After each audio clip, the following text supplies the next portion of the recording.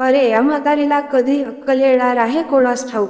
चष्मा गादीवर ठेवून गेली आहे, कोणीतरी येऊन त्या चष्म्यावर बसले तर चष्मा तुटणार नाही का? चष्मा तुटला की मग मिळेल नवीन बनवून आणा. आम्हाला काय तेवढेच काम आहे? काही चष्मा तोडणार आणि आम्ही नवीन विकत घेऊन देणार. पैसे काय झाडाला लागतात का? पाहिजे तेव्हा हात लांब करून तोडायला.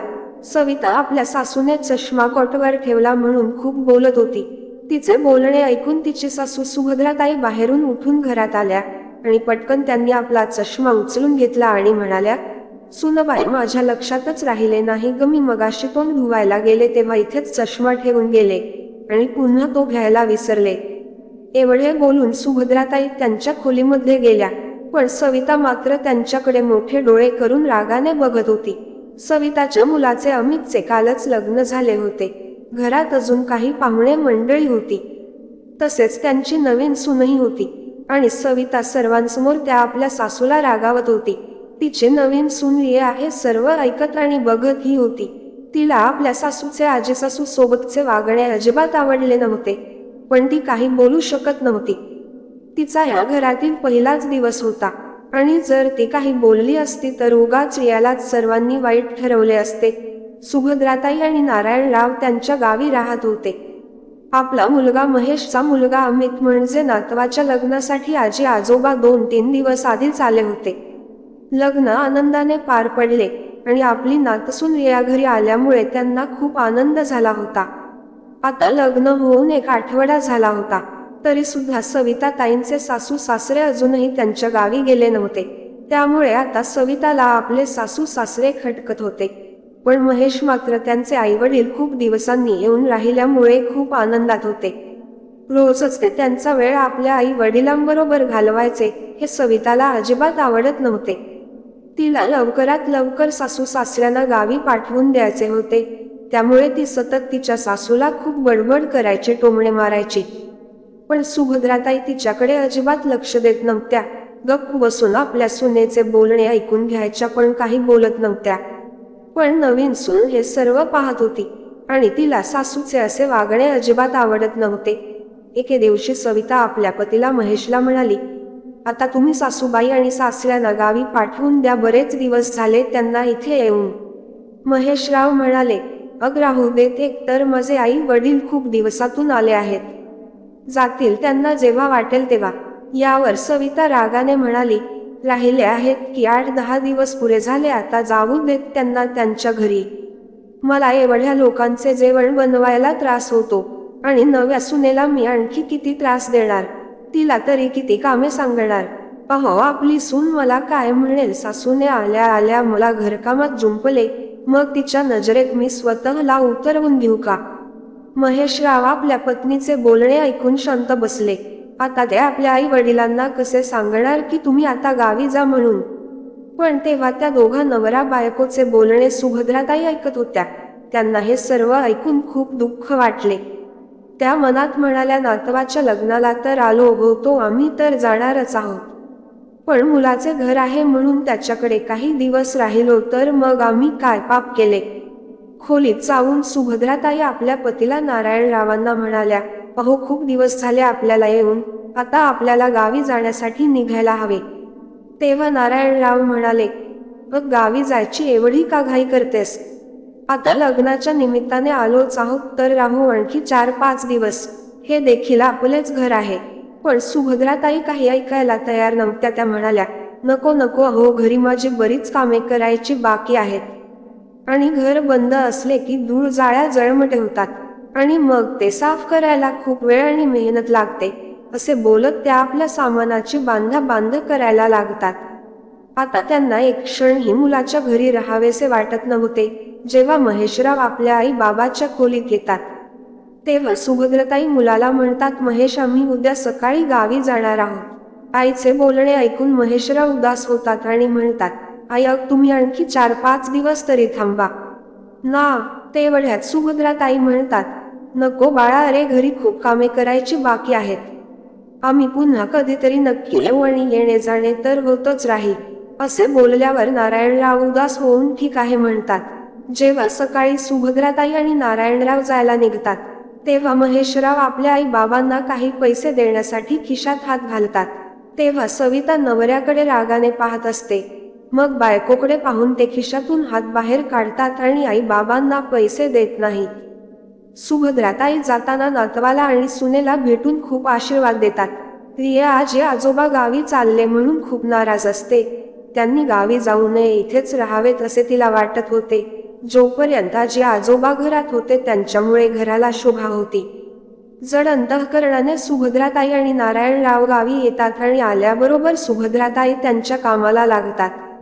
दिवस सरत होते आणि आता रियाच्या लग्नाला बरेच महिने झाले होते. रिया स्वभावाने नम्र आणि संस्कारी मुलगी होती. मोठ्यांचा आदर करणे, घरात एकोपा ठेवणे आणि तिच्या ह्याच स्वभावाने तिचे सासू आणि सासरे तिच्यावर खूप प्रेम करत होते. रियाला ते सून नाही तर मुलीप्रमाणे वागवत होते. लग्नानंतर 1 वर्षाने रियाने एका गोंडस मुलाला जन्म दिला, ज्याचे नाव त्यांनी अर्जुन ठेवले. अर्जुन सर्वांचा लाडका होता. अर्जुनाच्या नामकरण दिवशी त्यांनी खूप मोठा कार्यक्रम ठेवला. सुभद्राताई आणि नारायणराव देखील बारशाला आले होते. आजूबाजूचे शेजारी, नातेवाईक, मित्रमंडळी यांना देखील आमंत्रण दिले होते.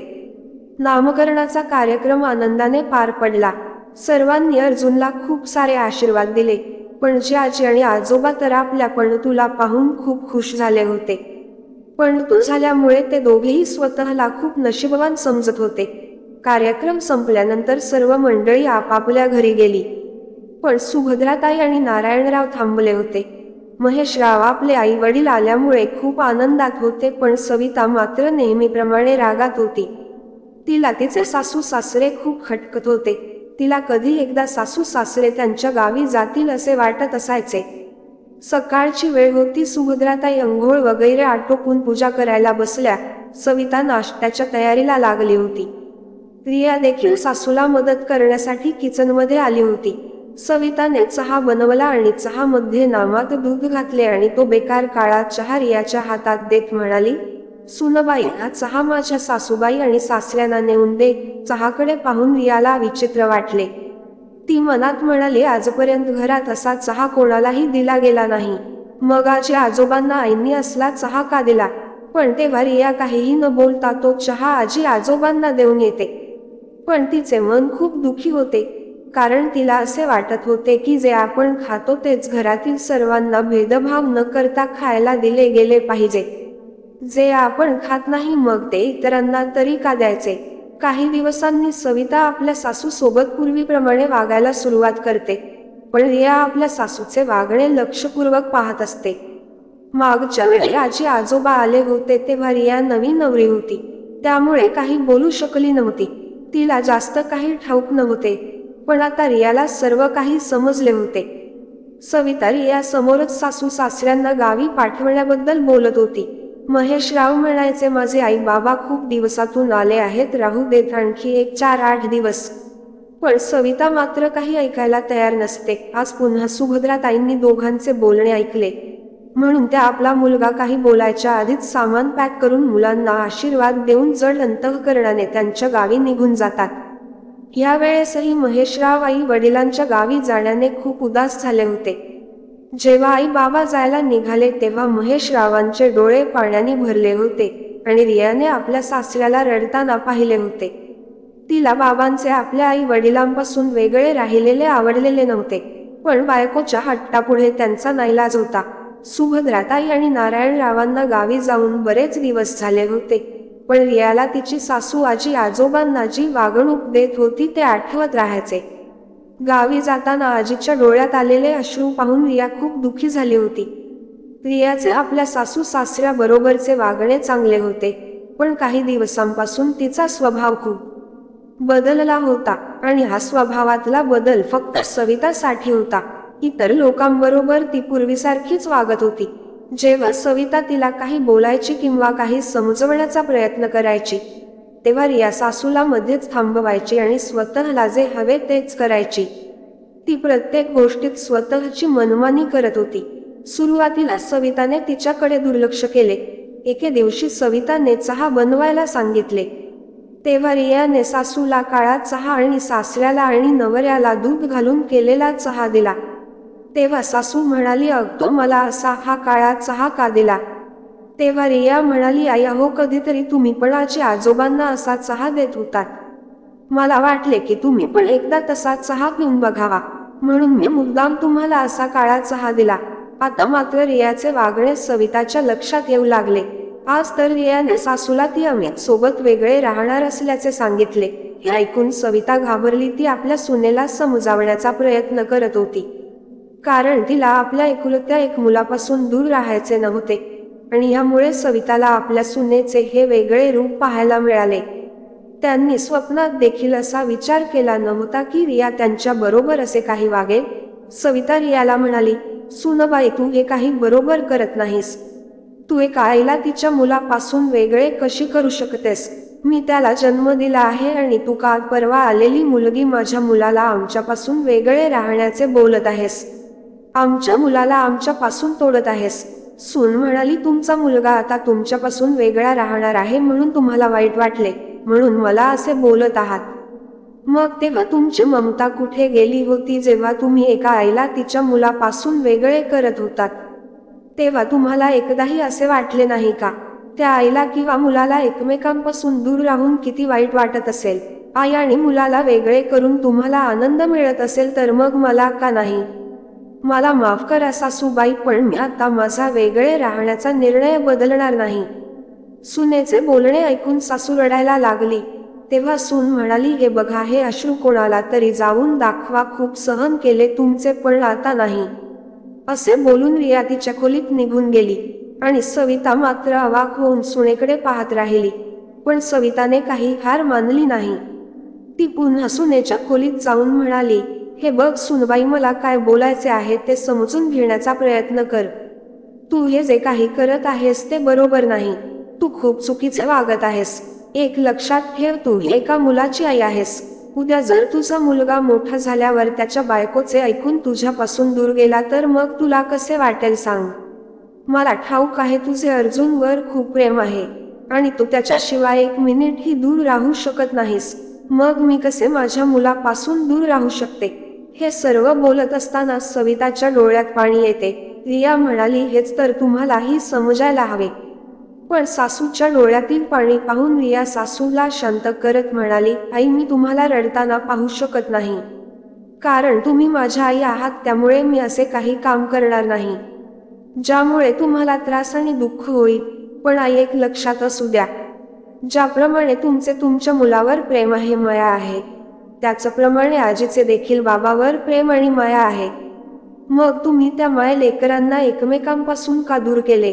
बाबा जेव्हा त्यांच्या आईसाठी काहीतरी करायला जातात तेव्हा तुम्ही काहीही बहाणा बनवून त्यांना अडवता किंवा नकार देता.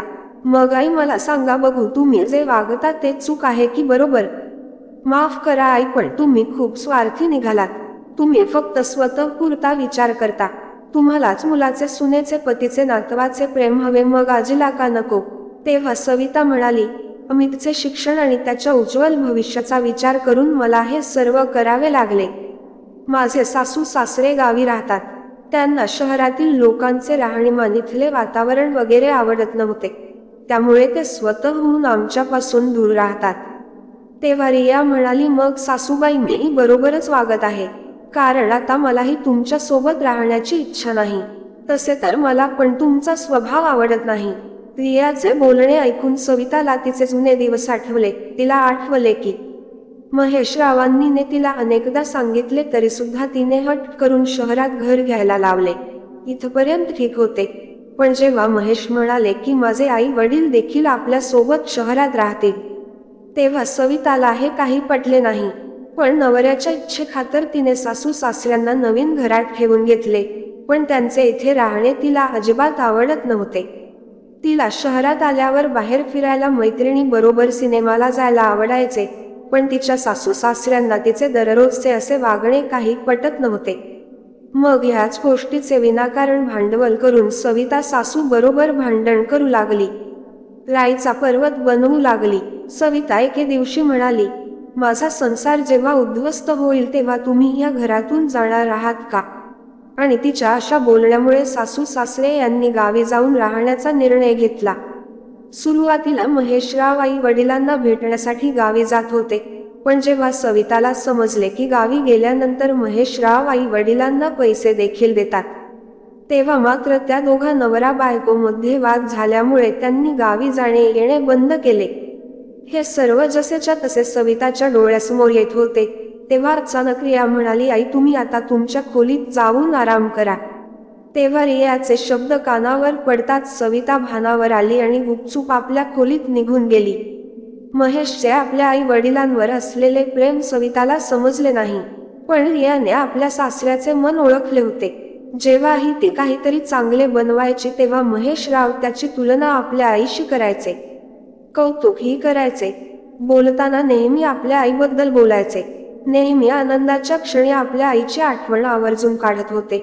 पण आई वडिलांना इकडे शहरात काही दिवस राहण्यासाठी घेऊन यावे असे ते कधीच बोलत नव्हते, कारण त्यांना सविताचा स्वभाव ठाऊक होता.